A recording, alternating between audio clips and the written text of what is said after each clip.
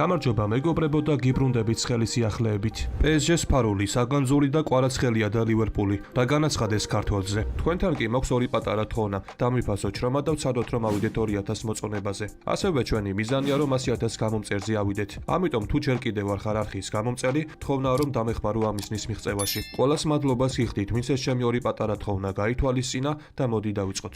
სპორტინგი ქოჩოლაშვილის გასაყიდად მზადა. პორტუგალიურ მედიაში ქოჩოლაშვილის მომავალთან დაკავშირებით საინტერესო ცნობები გავრცელდა. გამოცემა ლეონინოს ექსკლუზიური ინფორმაციით, პორტუგალიური კლუბი ქართველი ნახევარმცველის გასაშვებად მზადა და ფეხბურთელი სატრანსფერო ფასიც დაადგინა. ჩვენი ინფორმაციით, სპორტინგის ხელმძღვანელობა 5.5 მილიონ ევროზე ნაკლებ შეთავაზებას კატეგორიულად არ განიხილავს. კლუბი მზადაა, რომ მომდევნო სატრანსფერო ფანჯრის პერიოდში დაინტერესებული მხარეების შეთავაზებები მოისმინოს. აღსანიშნავია, რომ პორტუგალიურ კლუბს ქოჩოლაშვილის ტრანსფერი სწორედ 5.5 მილიონი ევრო დაუჭდა და ლომებს უთრო აღნიშნული ინვესტიცია სრულად დაიბრუნონ. მათი მიზანია ყოველგვარი ფინანსური ზარალი თავიდან აიცილონ. წერს პორტუგალიური გამოცემა.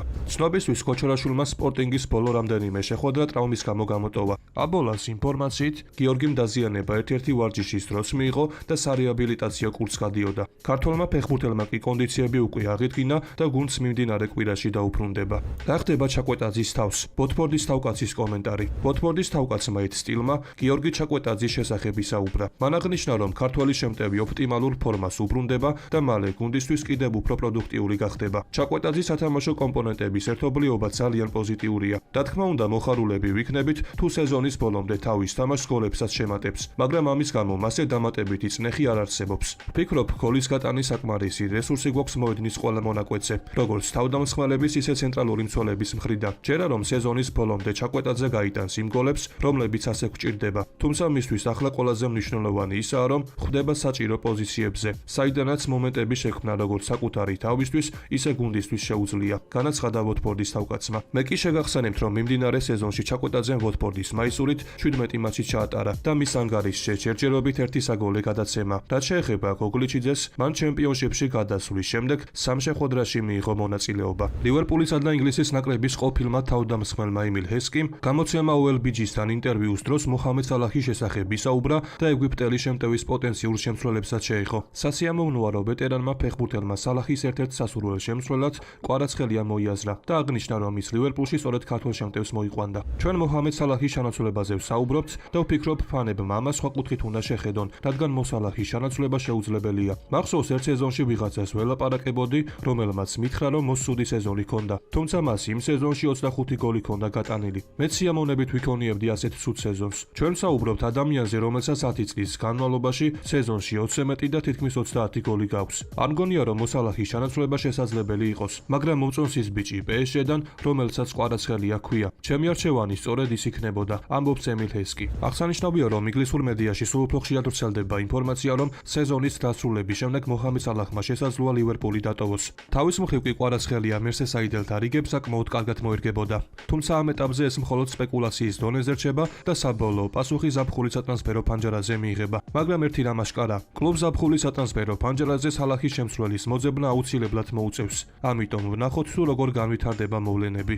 ასევე უნდა აღინიშნოს ისიც, რომ ესპანურმა სპორტულმა გამოცემამ მარკამ პარიზული პარი სენ-ჟერმენისა და საქართველოს ეროვნული გუნდის გარემარბზე ვრცელი მასალა გამოაქვეყნა, სადაც დეტალურადაა განხილული მისი მნიშვნელობა ლუის ენრიკეს გუნდში. სტატიის ავტორი დანიელ გარსია ქართველ ფეხბურთელს PSG-ს ფარულ ძალად მოიხსენიებს. მოთამაშედ, რომელიც მედიის დიდი ყურადღების მიღმარჩება, თუმცა გუნდზე დიდი გავლენა აქვს. გამოცემის შეფასებით, კვარაცხელია შესაძლოა ნაკლებად თვალსაჩინოა ისეთი თანაგუნდელების ფონზე, როგორებიც უსმან დემბელე და ბიტინი არიან, მაგრამ შეტევაში მისი წვლილი და სტატისტიკური მაჩვენებლები მას პარიზელთა ერთ-ერთ ფარულ ლიდერად წარმოაჩენს. სტატიის ერთ-ერთი მთავარი აქცენტი არის მისი თამაშის ხარისხი მაღალი წნეხის პირობებში. კვარაცხელია სასტარტო შემადგენლობაში ხვდებოდა სხვადასხვა საერთაშორისო ფინალსა და მნიშვნელოვანი სტატუსის მატჩებში, ხოლო გადამწყვეტ მომენტებში გატანილი გოლები მის მენტალურ სიმტკიცეს უსვამს ხაზს. გარსია ასევე აღნიშნავს, რომ ფეხბურთელის დაბრუნება ტრაუმის შემდეგ ლუის ენრიკესთვის მნიშვნელოვანი შვება იყო. ასევე თანაგუნდელებიც აღიარებენ მის მნიშვნელობას,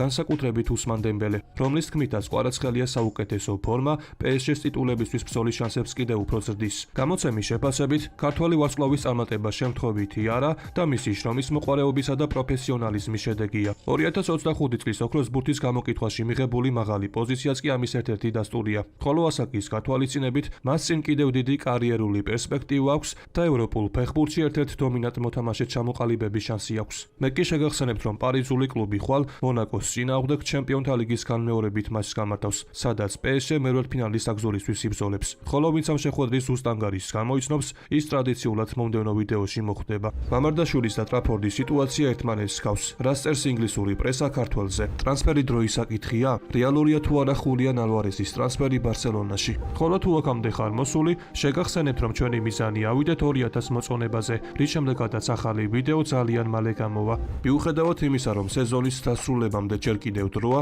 ზაფხულის სატრანსფერო ფანჯარასთან დაკავშირებული განხილვები უკვე აქტიურად მიმდინარეობს. მუნდიალის წელს განსაკუთრებით მაღალია იმის ალბათობა, რომ რამდენიმე ხმაურიანი გარიგება განხორციელდეს, რაც მომავალ ზაფხულს კიდევ უფრო საინტერესოს ხდის. ამ ეტაპზე ევროპის ტოპ ლიგებში არაერთი ფეხბურთელი გამოირჩევა, თუმცა განსაკუთრებულ ყურადღებას ატლეტიკო მადრიდის ფორვარდი ხულიან ალვარესი იპყრობს. ბოლო დღეების განმავლობაში არგენტინელი ბარსელონას აქტიურად დაუკავშირეს. რამდენიმე არგენტინული წყაროს ინფორმაციით, 26 წლის ფეხბურთელის ბლაუგრანაში ტრანსფერი უბრალოდ დროის საკითხია, რაც სიმართლეს არ შეესაბამება. ეს ინფორმაცია როგორც ფეხბურთელის წარმომადგენელმა, ისე ატლეტიკო მადრიდთან დაახლოებულმა ჟურნალისტებმაც უარყვეს. კატალონიური კლუბის ინტერესი ფეხბურთელის მიმართ რეალურად განიხილება. გარდა ამისა, სიტუაციას ყურადღებით აკვირდება პარი სენ-ჟერმენიც, ხოლო სხვადასხვა კლუბის დაინტერესება მიუთითებს იმაზე, რომ მომდევნო თვეებში კონკურენცია შესაძლოა კიდევ უფრო გამწვავდეს.